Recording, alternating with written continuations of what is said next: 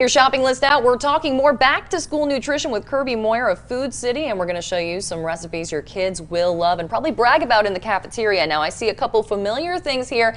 For one, I do the cheese cubes at Food City, but tell me about these cheese bars. Cheese bars, same concept. They are just going to be in a 1 ounce serving, and I kind of mentioned in our first segment, we're focusing on what kids don't get enough of. Dairy is huge to make sure your kids are I getting. was tearing up cheese as a child. Good. That's an excellent thing. The importance of dairy comes from the fact that we only build bones until we're about 18 years old.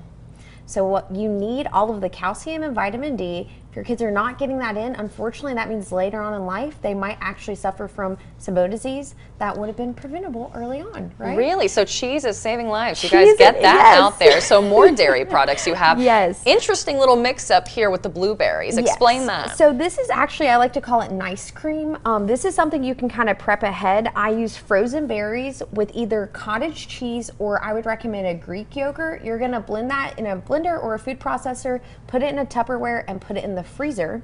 And then when you put that in your kid's lunchbox, it's almost like an ice bag.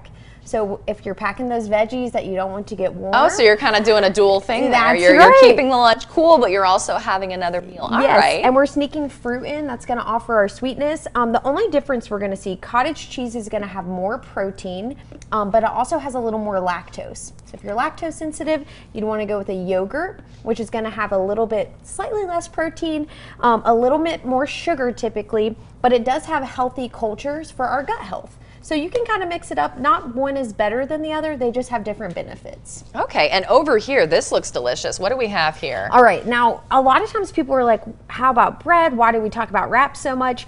Bread and wraps, it's not really that we're going anything different in nutrition. The reason I like wraps and these little like pockets that I'm highlighting, number one, they're 100% whole grain.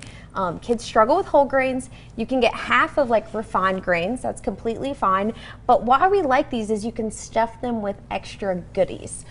It's really hard to get, I think, vegetables on a sandwich for kids. You're probably going to send them a PB&J, a classic, just, you know, oh, ham it's and the classic. It's what you do. Yes, but with these, I actually made a little pizza pocket, a little bit of pizza sauce, cheese, turkey pepperoni, low sodium turkey, and then I used a little bit of veggie in there. So we're sneaking in those things that we know they're not getting enough of and boosting up that nutrition a little bit. You sneak it in, and it's a fun way to eat it. All right, one last tip for parents when they pack those lunches. My number one thing would be, don't be afraid to send kids with things you know that they like that maybe aren't as nutritionally dense. Send foods you know that they're going to like, but try to offer something new and letting them select from home. So saying, would you rather have carrots tomorrow? What fruit would you like blended with your nice cream? So it's like their choice there. Give them a healthy choice, but give them two things to choose between. All right, Kirby, thank you so much. We'll be right back after the break.